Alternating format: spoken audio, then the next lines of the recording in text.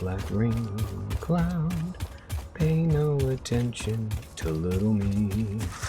Everyone knows that a rain cloud doesn't hit monsters, no, not a bit. I'm just floating around over the ground, so you don't have to lose your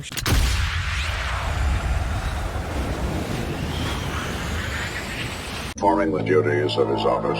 Digby C. Caesar.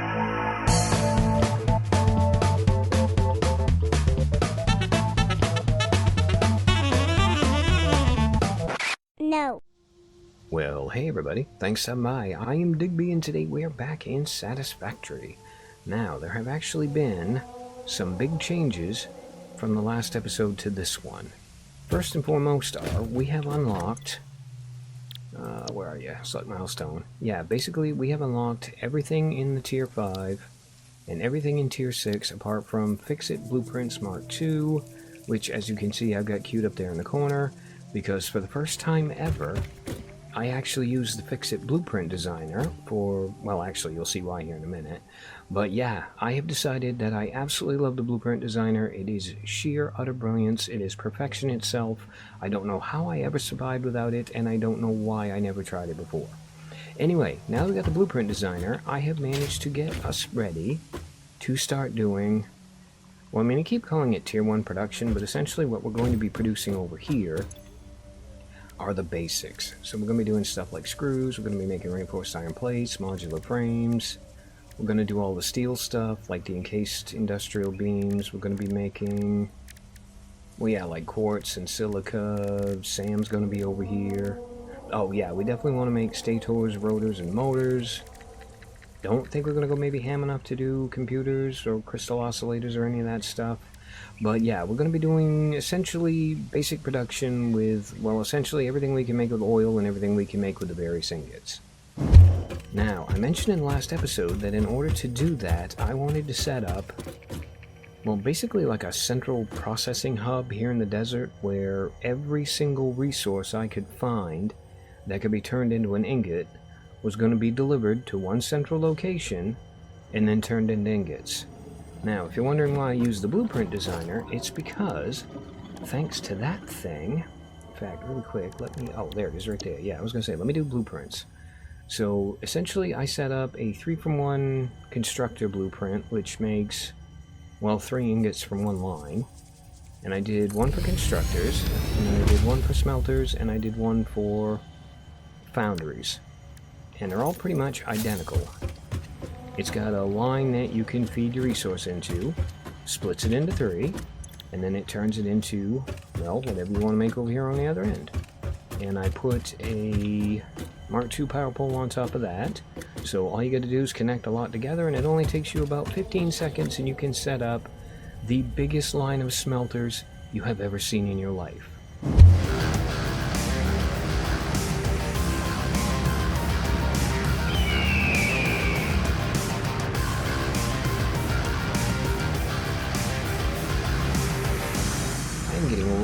At navigating that little bit.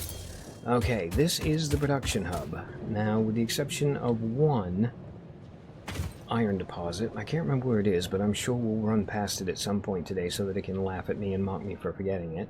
But anyway, yeah, apart from that one iron deposit, I have pretty much every single resource that I could find nearby.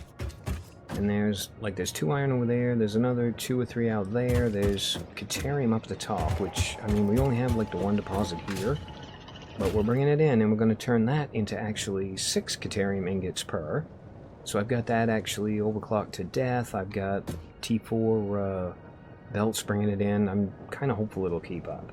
But anyway, yeah, we got iron, we got copper, not that much copper over here really, but plenty enough for our purposes. Now, the thing about the smelters is, I've got the 4 belts coming in that are feeding it. So yeah, as you can see, we got like one there, and there's one there, and then to get coal to it, I figured the easiest way, rather than run belts all the way across the desert from the nearest coal, which is like a mile away over there, that I would actually set up, whoops, a truck station. So if all goes well, we are going to have a big old truck, and I've already got it pre-built. I've just got to get everything set up on the other end of this coal production line thing. But yeah, it's going to be bringing the coal into here, it's going to be getting fed into there, and then it's going to be getting divided into 4, it's going to go up there, and it's going to make 1, 2, 3, 4, 5, 6, 7, 8, 9, 10, 11, 12 steel ingots, if all goes well. So basically this entire platform here runs through that power pole right there. That power pole is connected to this power pole. And this power pole is actually controlling all of the miners out there in the desert, those ones over there, all the miners down along that side, and yeah, all I have to do to turn all of this on is connect that power pole to that power tower. Now when I do that, I think one of 3 things is probably going to happen. Now the first possibility is that I have screwed something up somewhere spectacularly and all of this is going to just not work, and I'm going to have to pretty much spend the entire episode trying to troubleshoot what I did wrong and fix it. Now the second possibility is that I will have only screwed up some of it, like I will have told a couple of iron things to make copper ingots or vice versa, and we will have to maybe troubleshoot for a minute or 2 and then get all of it to work, and that will be perfect. Or the third possibility is I'm going to turn the power on and the resultant power overload will completely and utterly fry my system. Because yeah, I have no idea how much power that many machines is going to draw, but we have also set up a new power hub to help cope with it. Okay, so the downside of this neighborhood is that there is only oil basically way out there, kind of halfway to the cliffs, and then there's another oil deposit way out back of here. In fact, let me show it to you on the map. Okay, yeah, we've got... basically, there's an oil deposit over here-ish. In fact, let me zoom in a little bit. Yeah, you go through a little gap, you shoot through there, so the oil deposit, I believe, is right up in this area there.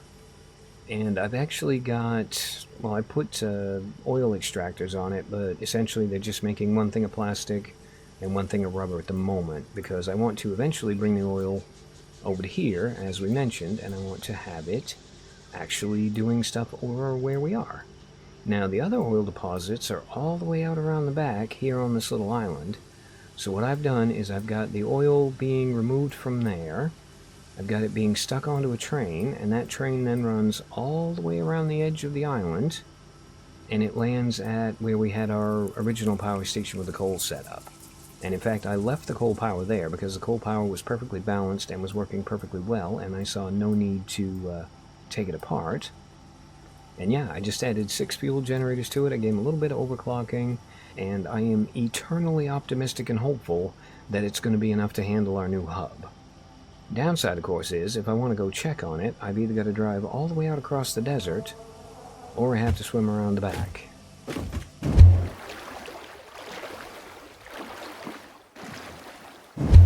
So I've got, I think it was 2 impure deposits and 1 normal deposit over here. Anyway, all of this oil's getting pumped over to here to the train station, and then the train picks it up and the train takes it over to our power hub, and if we are really, really quick, we should be able to catch a ride.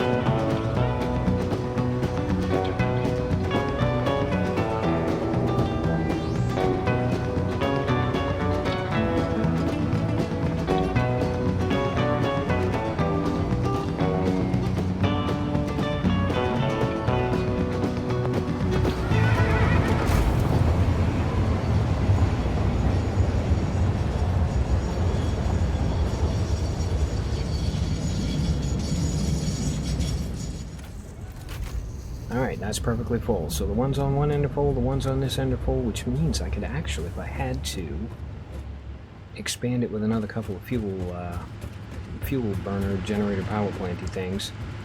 I mean, I've got 6 of these things hooked up at the moment, which seems to be, well, basically all the power we're ever going to need.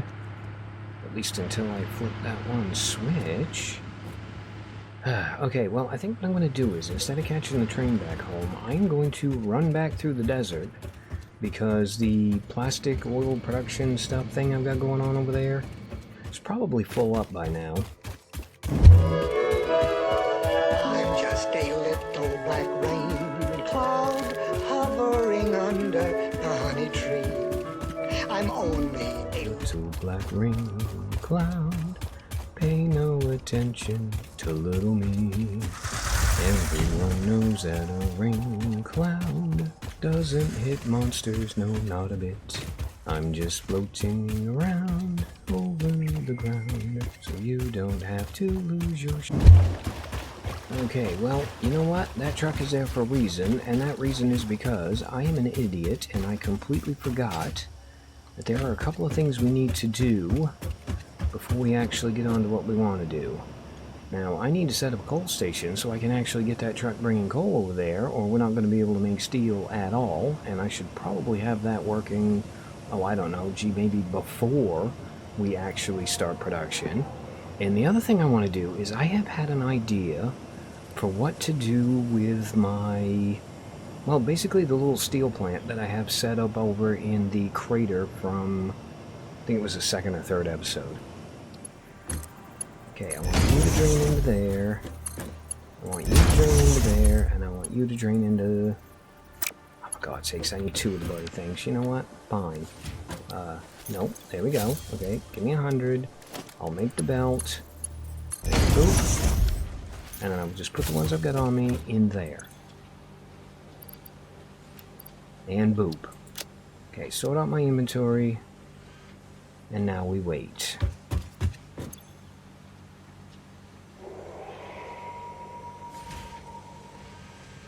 One hour later. You know, the thought occurs, while I'm sitting here watching this do this, I could actually spend my time a little bit better, and we could go set up the truck station. What follows is a brief construction montage.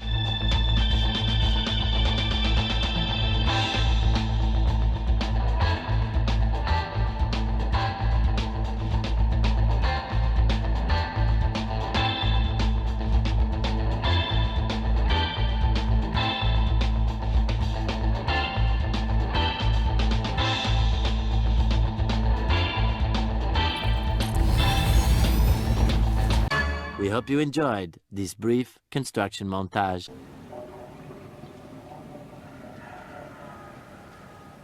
And done.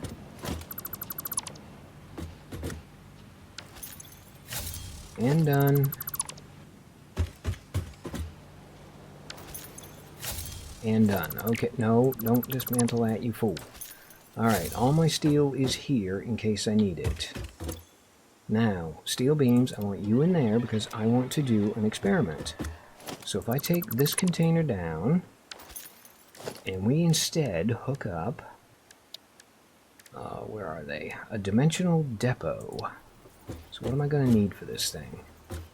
I need a Mercer sphere and 10 of the, what's-its. And we need 3 of these things, so, okay, that's fine. I got everything I need right back at the original hub.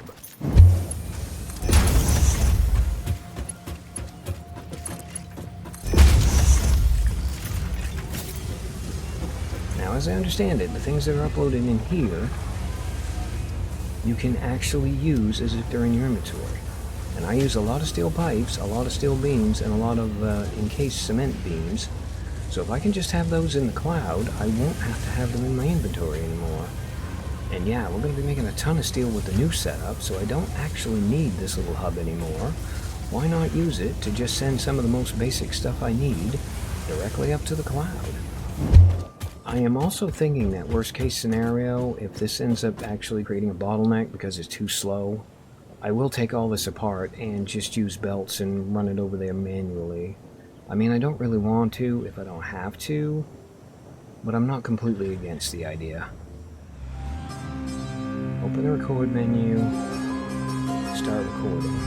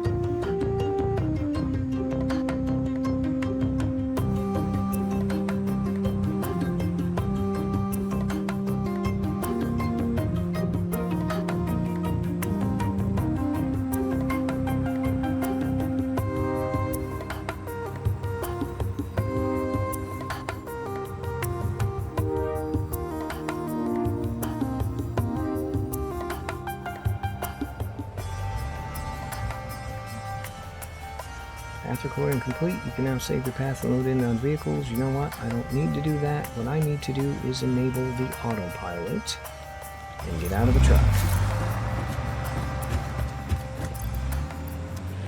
Okay, that did not load up this time out. But we'll see what happens when it comes back. 6 hours later. You know what? I don't think it's actually coming back. But what in the hell happened? Hello, big truck. What went wrong? Looks like you...